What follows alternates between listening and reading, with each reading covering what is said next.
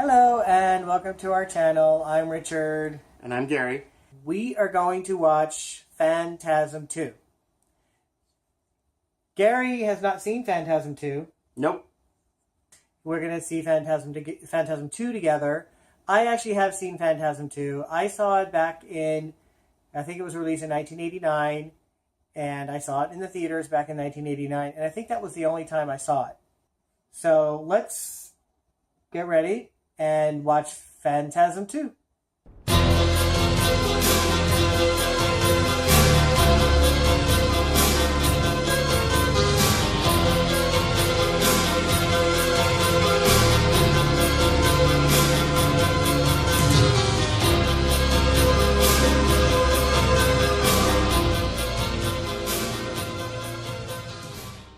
All right, we just finished watching Phantasm 2.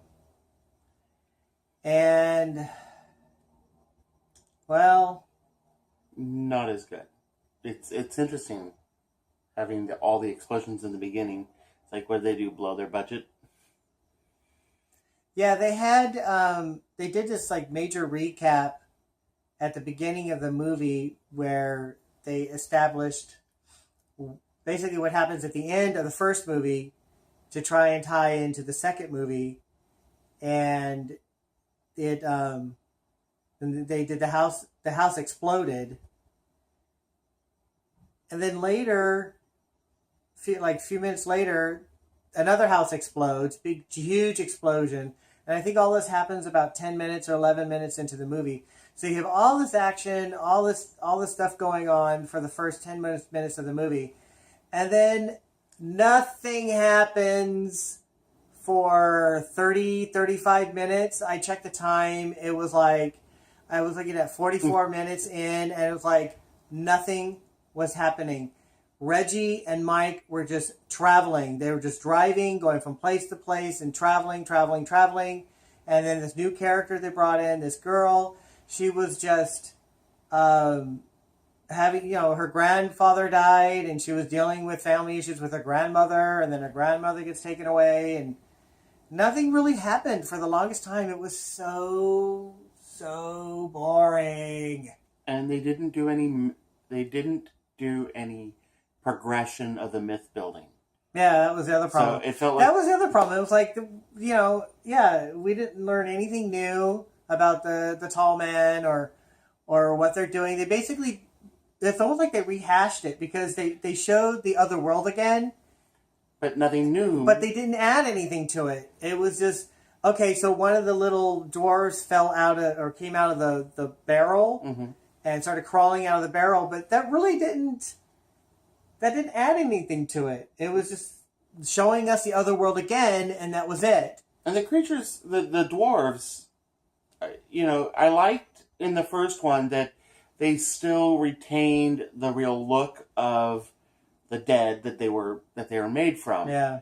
But this one, they decided to just have these they're like masks or something, like they don't really look like animatronic masks. So when they were close up to the face, their face moves, but you can tell it was some kind of animatronic mask, and so they're really disfigured, unlike the first movie where the face was the original person, maybe a little scarring here and there. But that was it, and so they couldn't just keep the same. So, and the other thing I didn't get is the grandmother was turned into a dwarf, but they only did that to the dead. It's like they went and took the grandmother, or they had the grandfather get her. It was really weird because it's not something they established in the first movie, but they had the grandfather get the grandmother and basically take her to the cemetery, and then they crushed her down. And I'm thinking, but they only did that to the dead. Granted, they were killing people. The tall man was killing people to get them, but it was the tall man doing it. It wasn't, or the orb, somebody who was dead and then going to get this person to bring him back. It was a bit silly. I thought it was interesting that they took the time to break into the home store, the Home Depot-like place, and pay for the stuff. If you're going to pay for it, well, then why not just go during business hours and buy the stuff? That was weird. There was this. What really got me. This scene that was so dumb. It was when the female character was at the, what do they call it, mausoleum? Yeah. Was at the mausoleum, and she had been thrown by the tall man, and then her grandmother is a dwarf and coming after her. And, you see her face, and of course they did it in this stupid-looking mask and everything, so it looks grotesque. But the girl hits the grandmother with the vase and swings her far. And then the girl's reaction is, sorry, Grandma. It's like it's her grandmother shrunken down to a grotesque creature, and she basically had to whack her dead, more or less. I don't know, maybe it was the girl bad acting or what, but I mean, it was like, so literally, it was like, sorry, Grandma. And she actually did that and walked off. It was so dumb. Oh, and alchemy. What kind of hippie parents name their child Alchemy? To me, it's like, it was such a weird name. It's like, why would you pick that? Why would the writers pick that? Oh, I thought it was interesting that they were going to shoot the hearse. It's like, the girl's in the car. You gonna risk killing the girl? But I don't think they're going to shoot the hearse. They're going to shoot the driver. But still, he could, if you shoot the driver and he explodes or whatever, but then the car now doesn't have a driver. So it crashes into something, it explodes like they set up with the other car. Yeah. And the girl's in the damn hearse. It's like, yeah. Where was the thinking? It took the movie about an hour. It was an hour in when things started really happening.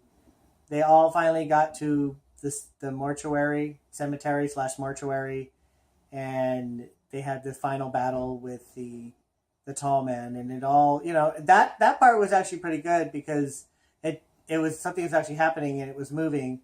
There was a lot more action, and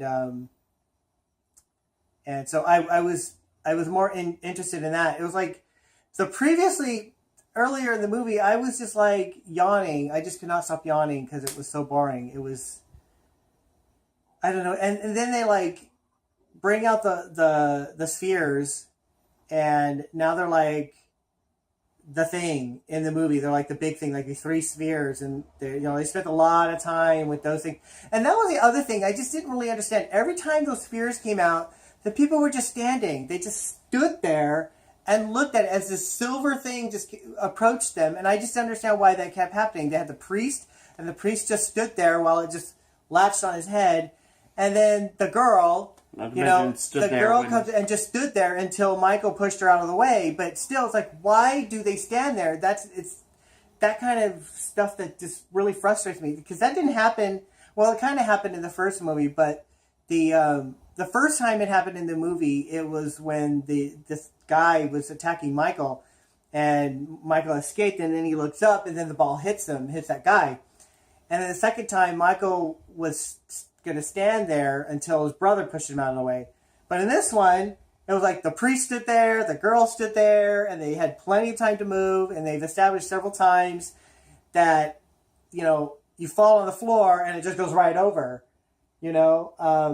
but now it's like, well, I guess they had the new spheres because it was the one with the laser, so I guess you had the gold one. Yeah, you had to watch out for that one because it had and an eyeball. It's a major upgrade with these things. It's just, but the problem with this movie is, again, it did not explain what they were.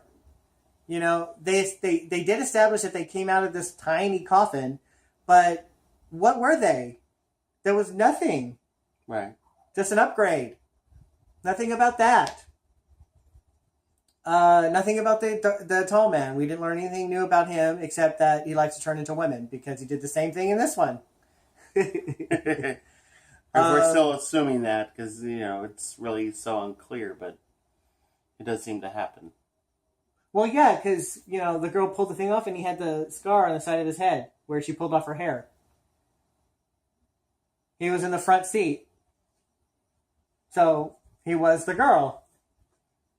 So the other girl, there was a brunette in the movie. So there was another girl and Yes. Alchemy. named Alchemy. But she apparently got killed or was always the Dark Man. We don't know that. This was another mystery in the movie. But it's Oh yeah, she could have been like the girl from the first movie. yeah. So yeah, that's another thing we didn't find out. And it, the way the movie ended too. Of course, they do another kind of shocking ending like the first movie, where it looked like everybody's dead. They all got captured by the Dark Man or Tall Man. Sorry, by the Tall Man, and it looked like Reggie's dead. And so, big shock, big sadness. But we all know there's a third movie, so we know that they all live happily ever after, maybe. Mm-hmm. But no, this wasn't a very good follow up. It just looks like it was a cash in, and they wanted to, after 7 years or 8 years, I don't know how they could be cashing in. Maybe Phantasm had built some kind of cult following by that time, and they just thought, hey, let's make a sequel, and we'll cash in on that and make a lot of money. But I don't think it was very successful because the third one didn't come out until many years later as well. I don't know. I think it came out in the late 90s or something. It was pretty late when the third movie came out. But yeah, this one... and not to mention the gore, the lack thereof. In Phantasm 2? Yeah. Yeah, it was really weird because it had the priest. The priest got hit in the head with the ball. Sputter here and a sputter there. Yeah. You had the chainsaw scene. I mean, that in a lot of movies would have just been like gore everywhere. Yeah. But for some reason here, and I love that. The reference to Sam Raimi, and yet you don't have any gore. Yeah. Yeah, and it's quite different because the priest gets the ball in the head and it's just a sputter. But in Phantasm, the first movie, when that man gets it, it's just a stream of blood coming out of the head like that. And the same thing happens to the Tall Man in this one. But that's okay because it's yellow blood. So I guess it's not as bad with the MPAA. Because you can tell that this movie got edited and cut down several times. Because it was when the Tall Man was melting, you could just see the cuts that were going on right there. Especially when everything was just falling apart.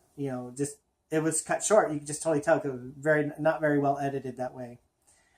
But it's kind of a boring movie. I don't recommend for not good. Hopefully they give us more in the third. Yeah, hopefully the third will reveal more information about the Tall Man and what the spheres are. Maybe we'll get more. Who knows? And what that other world is. Yeah. Something. So, that's Phantasm 2. I'm Richard. I'm Gary. Thanks for watching.